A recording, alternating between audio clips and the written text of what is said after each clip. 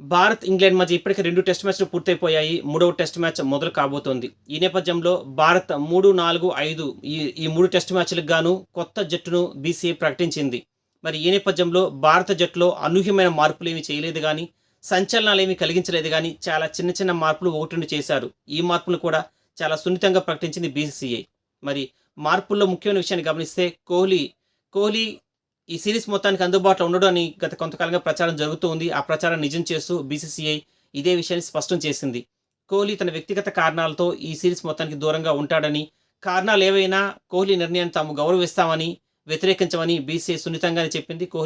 So, ఈ సిరీస్‌లో కోహ్లీ లేనట్టే. ఇక జడేజా, కేఎల్ రాహుల్ విషయానికొస్తే వీళ్ళిద్దరూ గాయం కారణంగా ఎన్‌సీఏలో ఉన్నారు. అక్కడ వాళ్ళు గాయం నుంచి కోలుకునే ప్రయత్నం చేస్తున్నారు. మరి 3, 4, 5 టెస్ట్ మ్యాచ్‌లకి కేఎల్ రాహుల్‌ని, అదేవిధంగా జడేజా ఇద్దరిని కూడా బీసీసీఐ జట్టులోకి తీసుకుంది. కానీ ఒక టర్మ్ అండ్ కండిషన్‌తో జట్టును ప్రకటించింది. అదేంటంటే జడేజా, కేఎల్ రాహుల్ ఇద్దరు కూడా మూడో మ్యాచ్‌కి ఫిట్‌గా ఉంటేనే వాళ్ళు టీమ్‌లోకొస్తారని, లేకుంటే వాళ్ళు 4వ టెస్ట్ మ్యాచ్‌కి టీమ్‌లోకొస్తారని చెప్పింది.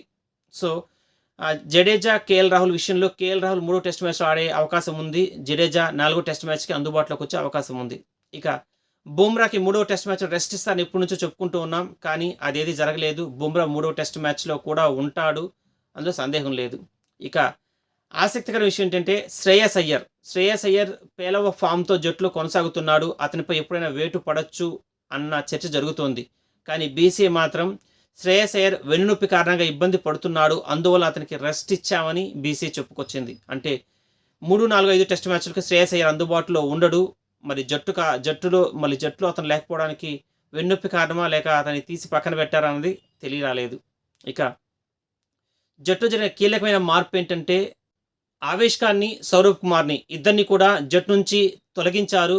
వారి స్థానంలో ముఖ్యంగా ఆవేష్ ఖాన్ స్థానంలో ఆకాష్ దీప్‌ని జట్టులోకి తీసుకున్నారు. ఆకాష్ దీప్ గత కొంతకాలంగా దేశవాళీ క్రికెట్‌లో అద్భుతంగా ఆడుతున్నాడు. గొప్పగా వికెట్లు తీస్తున్నాడు. మరి అతని ఆవేష్ ఖాన్ తప్పించి ఆకాష్ దీప్‌ని జట్టులోకి తీసుకున్నారు. ఇదొకటే కాస్త బలమైన చెప్పుకోదగిన మార్పు.